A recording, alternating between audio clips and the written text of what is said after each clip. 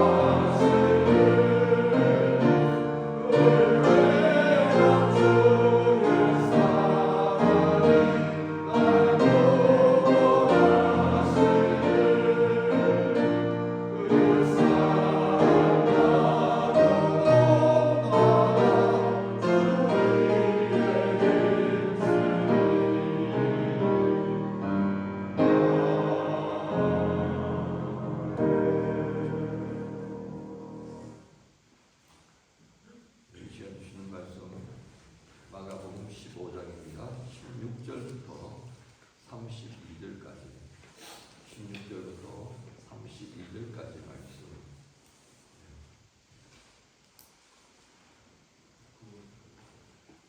16절부터 32절까지 우리 함께 공독하겠습니다. 교독합니다. 16절 제가 먼저 읽겠습니다. 군인들이 예수를 끌고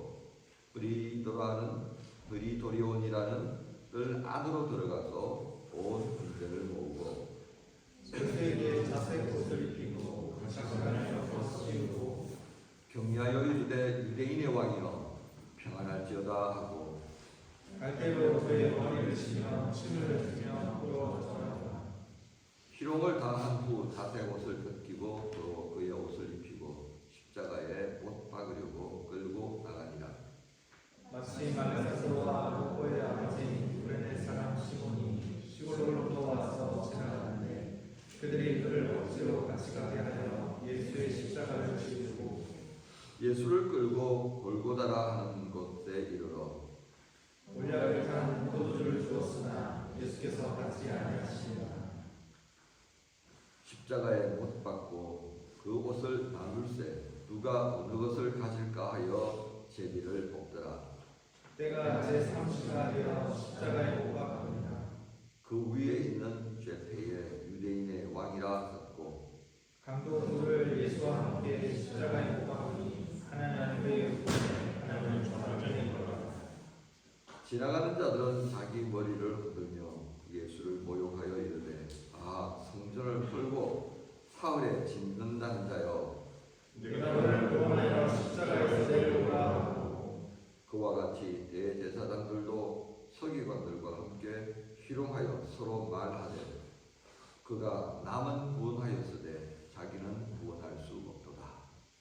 이스라엘의 왕 그리스도가 지금 십자가에서 내려와 우리가 보고 믿게 할지어다 하며 함께 십자가에 못 박힌 자들도 예수를 영접하다.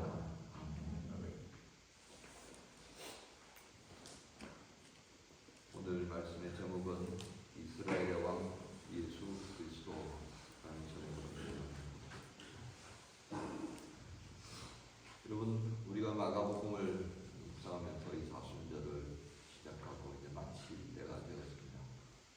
늘 우리가 기억할 부분은 하나님의 아들 예수 그리스도라고 하는 것입니다. 그렇게 해서 누가복음은 시작되어졌고요. 이제 오늘 그 하나님의 아들 예수께서 십자가에 달려 죽기 직전의 모습까지 우리가 함께 보게 됩니다. 오늘 이 장면을 통하여서 왕이셨던 하나님의 아들이셨던 예수 그리스도께서 어떤 모습으로 마지막 길을 가시는지 우리가 보고 또 함께 그 자리에 들어가며 그 자리에서 우리를 향해 말씀하시는 하나님의 음성 듣기를 원합니다. 오늘 장면의 첫 번째는 군인들로부터 희롱당하시는 예수님의 모습입니다. 왕이셨고 하나님의 아들이신 그 예수께서 군인들로부터 어떤 모습이 되었는지 주목해 보십시오. 그들은 예수님의 옷을 벗긴 다음에 왕이 입는 자색 옷을 입습니다. 이 옷을 통하여서 희롱의 절정을 우리에게 보여줍니다. 자, 너희가 말하는 이 유대인의 왕, 그가 우리에게 다 벌거벗겨짐을 당하고 그리고 우리가 입혀준 이 옷을 입었다. 이게 너희가 말하는 유대인의 왕이다. 이건 참 아이러니하지 않습니까? 대제사장과 서기관과 백성의 장로들이 빌라도 앞에 와서 예수님을 뭐라고 고발합니까? 제가 유대인의 왕이라고 했다. 이는 빌라도를 향하여서 로마 황제를 반역하는 자가 아니냐. 사형의 참이 맞다라고 하는 것이었습니다. 군인들은 그에게 멸류관 대신에 가시 멸류관을 씌우고요. 그렇게 희롱합니다. 갈대를 가지고 머리를 툭툭 치면서 조롱하기 시작했습니다.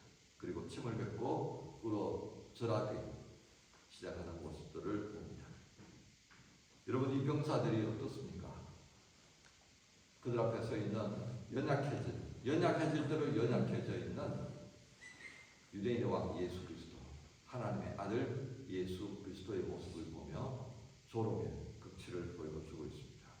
그들은 조롱하며 웃고 떠들고 그들에게 주어져 있는 작은 권력에 도취되어져 있는 모습을 우리에게 보여주고 있습니다. 여러분 이 병사들이 가진 저 뒤쪽으로 가면 앞쪽으로 서세요.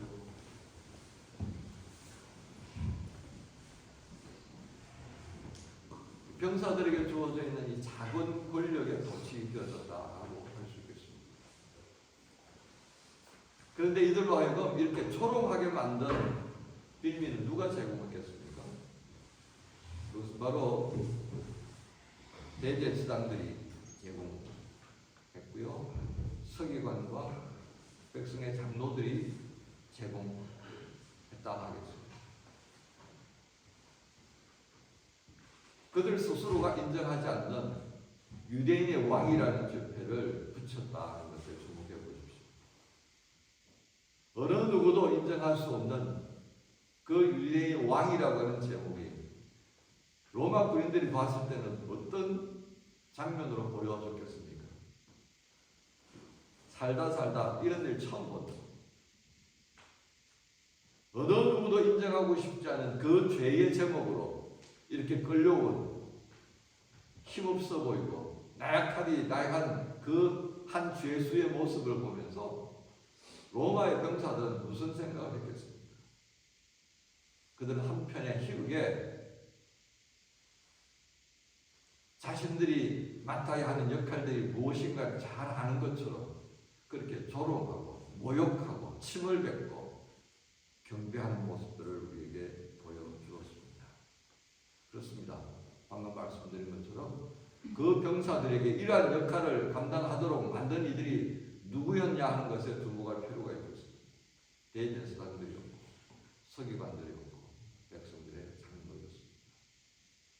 하나님에 대해서 잘 알고 있다고 하던 사람들, 하나님께 가기 위해서는 이렇게 해야 된다라고 길을 제시하던 사람들, 신앙생활은 이렇게 하는 거야 라고 제시하던 바로 그들이 이방인이었던 로마 군인들로 하여금 예수님을 모욕하고 조롱하게 만들었다 하겠습니다.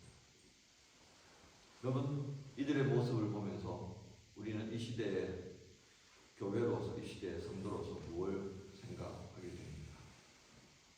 세상으로부터 조롱당하는 그 예수님의 모습, 그것이 오늘도 계속되고 있는 것 아닌가 하는 것입니다. 언제부터인가 제가 목사입니다 라고 말하기가 참 조심스러워졌던 시절이 있었습니다. 왜 그럴까요? 세상으로부터 교회가 조롱당하고 있기 때문이었습니다. 그래서 제가 목사입니다. 그 눈빛에 뭐라고 그러는지 아십니까? 당신도 목사야? 너도 교회 다녀?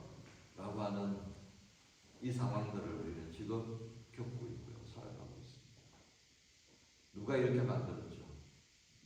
누가 예수님을 조롱하게 만들고, 누가 예수님이 모욕당하게 만들고, 누가 교회를 비아냥거리게 만들고, 누가 목사를, 누가 교인들을 그렇게 가볍게 여기도록 만들었습니다. 우리가 아닐까 싶습니다. 우리가 그렇게 보였기 때문에, 우리가 그렇게 행했기 때문에 그들은 그 희극과 같은 그 한 장면에 자기들에게 주어진 역할을 충실히 감당하며 마음껏 주님을 조롱하고, 그리고 지금 이 시대는 교회를 향하여서, 목회자들을 향하여서, 교인들을 향하여서 조롱하고 있는 건 아닌가 하는 것입니다. 오늘 이 조롱들이 언제까지 지속되어야 하겠습니까? 주님께서 우리에게 이 조롱당하는 모습을 보여주신 이유가 무엇일까 우리는 기억해야 하겠습니다.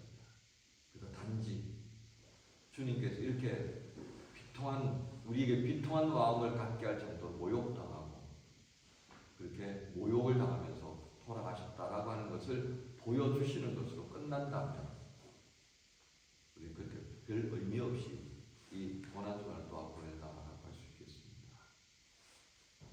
주님의 모욕당하심 앞에서, 그리고 그 침뱉음과 희극에 가득 차 있는 그 장면들을 보면서 우리가 같이 아파해야 하지 않겠습니까?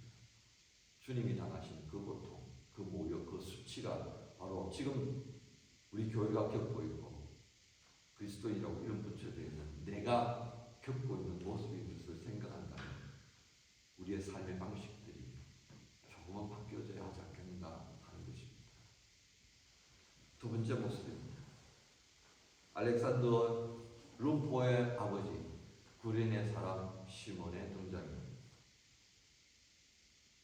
예수님께서 십자가를 지시고 그 길을 가실 때의 장면들을 우리가 보고 있어요. 대개의 십자가형을 얻어받은 죄수들은 그가 사형에 처해질 자리까지 그 십자가를 끌고 가는 것이 통상적인 모습입니다. 근데 예수님은 어땠다는 것입니다. 얼마나 기진맥진하셨으면 그 채찍을 맞아서 피투성이가 끼어졌으면 더 이상 그 나무 십자가를 끌고 비아 돌로로사라고 하는 그 십자가의 길을 걸어 올라갈 수가 없는 형편이 되었다 하는 것입니다. 억지로 끌고 가는 로마 군인들도 더 이상은 이 죄수가 그 십자가를 감당할 수 없는 상태다라고 하는 것을 알아차렸던지 주변을 둘러보기 시작했습니다. 건장하게 생긴 한 사람, 바로 알렉산더와 루포의 아버지 구레네 사람 시몬을 보게 되었다. 오늘 우리가 여기서 보고 있는 구레네라고 하는 것은 리비아 동부 해안지대에 있는 도시입니다. 시리아와 또 바벨론에 의해서 이스라엘 백성들이 전쟁을 겪고 흩어지게 되었을 때 많은 사람들이 아마도 북아프리카 동부 해안 지역으로 흩어졌다라고 하는 것이 통상적인 이해입니다. 아마 그 리비아 동부 해안에 있던 이 구레네에서 생활하던 시몬도 가족들을 거느리고 유월절을 위하여서 예루살렘에 온 것 같습니다. 그 먼 길을 거쳐서 유대인으로서 지켜야 하는 이 1년에 3번 성전에 올라가야 된다라고 하는 것을 지켰던 모습을 보면 꽤나 열심히 있는 사람이 틀림없다라고 하겠습니다. 그런데 그가 한 번이라도 이 일을 겪게 될 것이라고 짐작했겠습니까? 그가 생각하지 못했던 이 희한한 광경.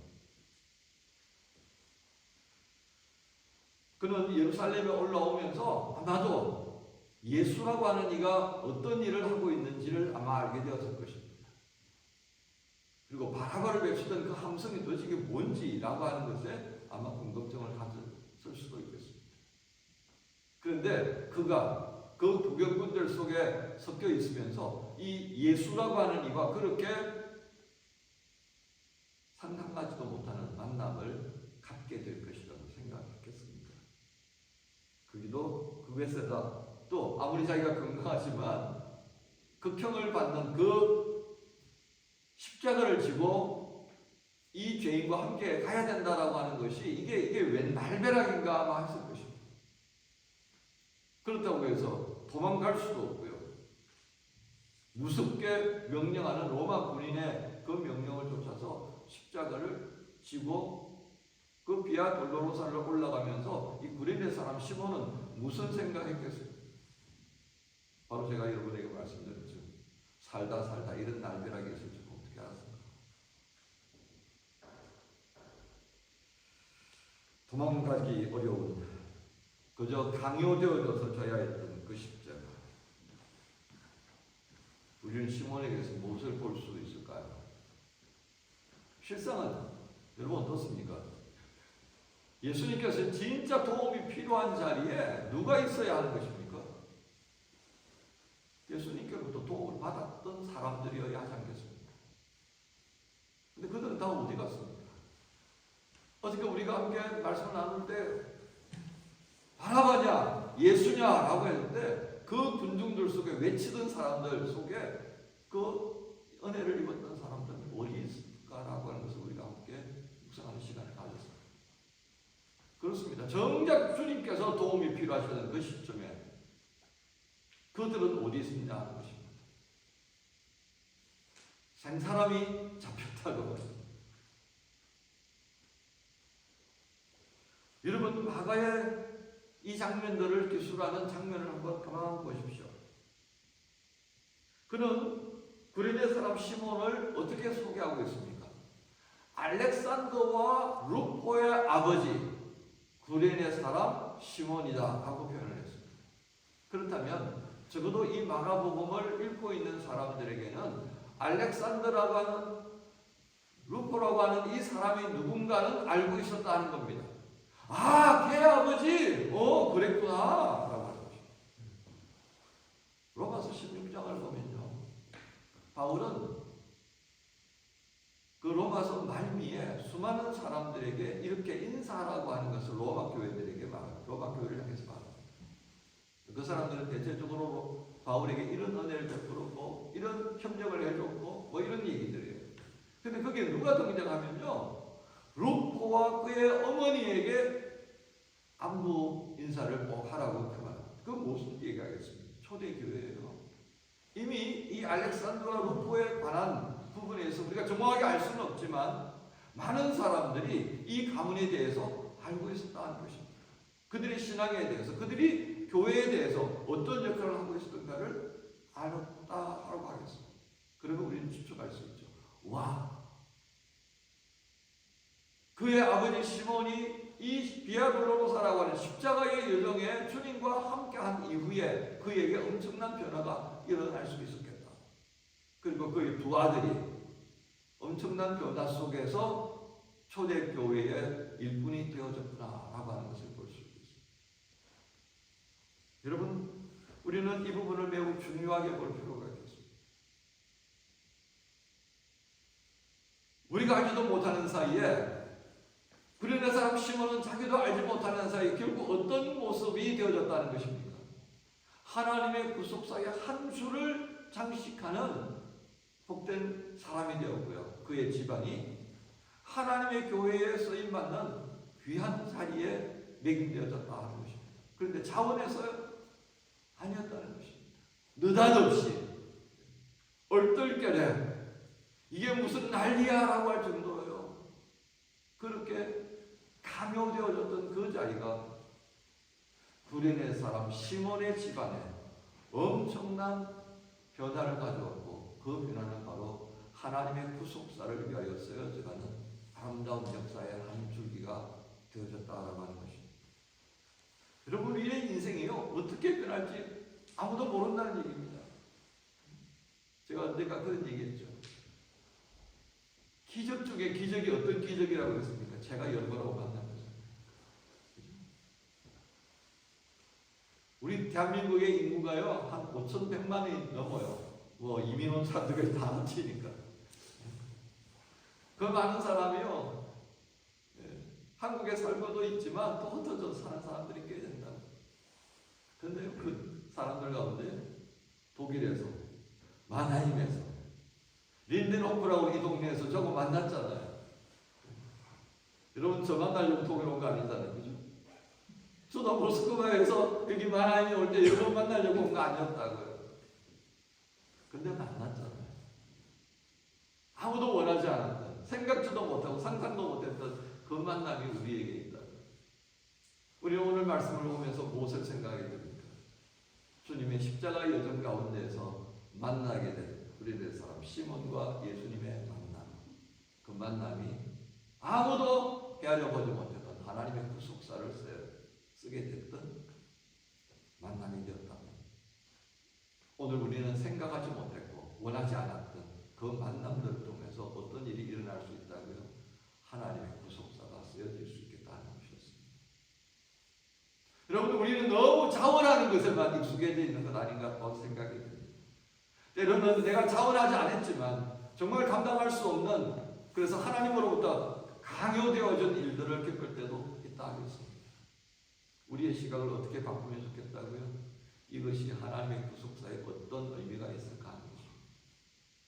내가 예수 믿고 오늘 내가 만난 이 사건의 현장에서 이 일이 하나님의 구속사에 어떤 연유가 되어질까? 그 관점으로 우리가 살아간다면, 오늘 구레네 사람 시몬을 이렇게 우리에게 소개하는 마가의 이 한마디 한마디가 어떤 의미인지 조금 더 알아갈 수 있지 않을까 싶습니다.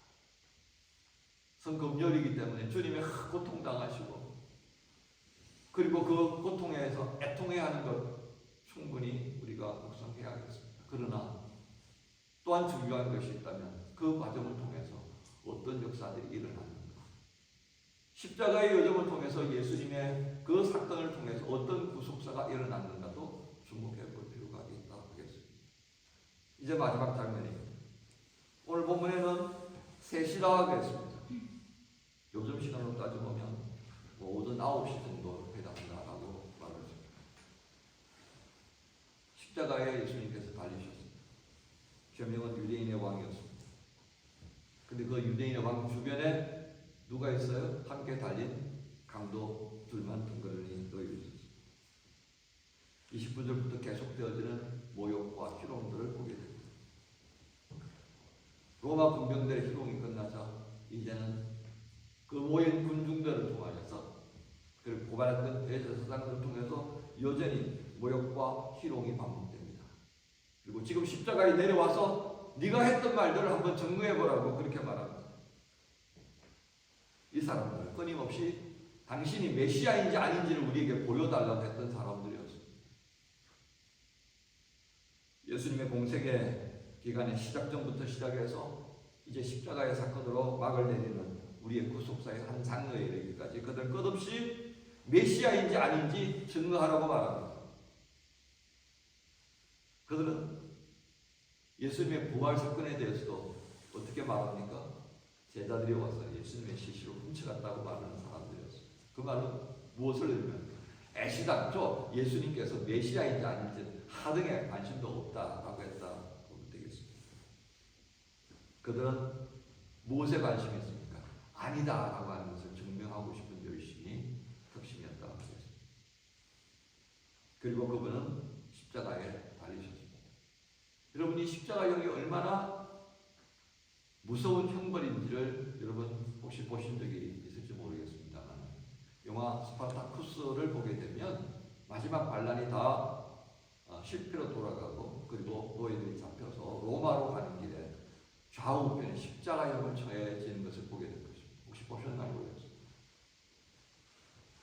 말려 죽이고, 그리고 그 고통 속에 죽어가도록 만드는 것이 바로 십자가형입니다.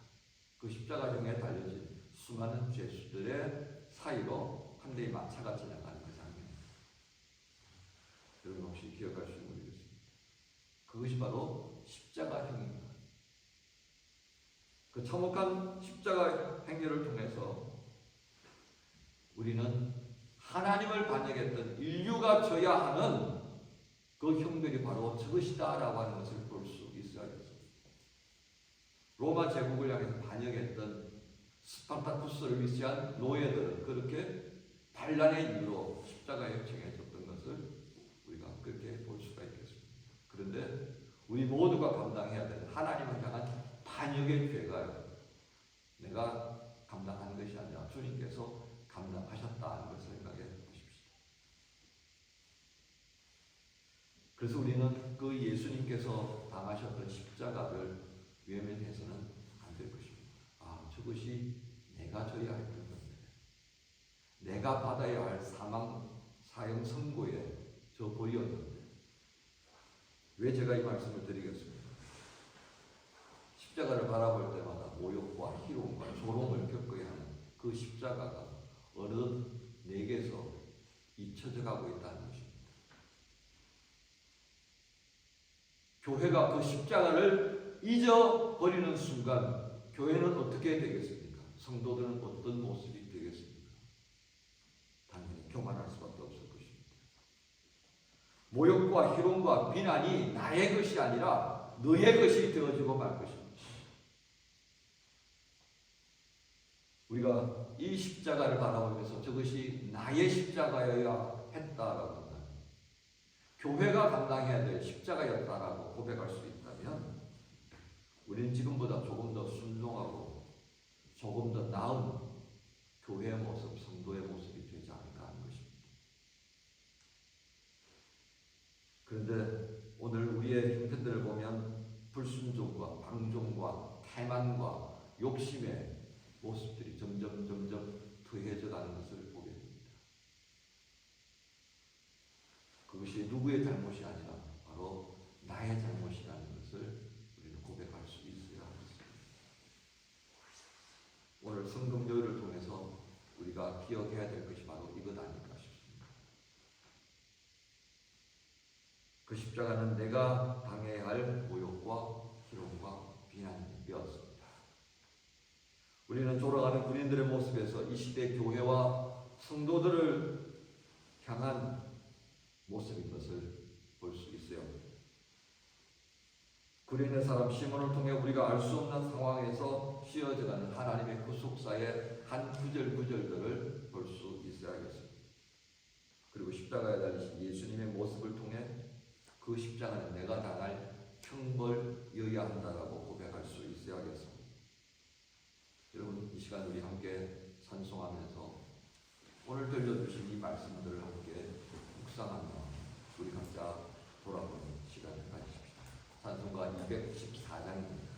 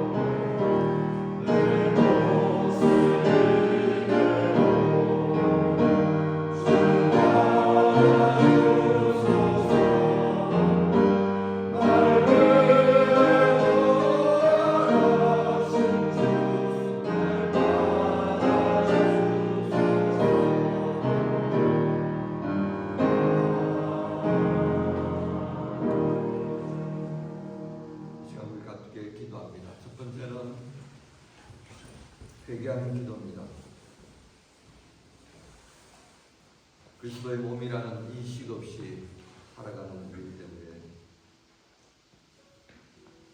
그것을 잊어버리고 그저 우리 각자의 열심을 따라 사는 까닭에 세상의 조롱과 비난과 모욕을 자초하는 어리석은 우리의 모습을 고백합시다. 주님이 피를 구할 때 그 자리에 설 수 없었던 제자들의 모습이 내게 있음을 고백합시다. 주님의 십자가는 내가 받아야 할 형벌임을 잊고 지낸 나의 무지를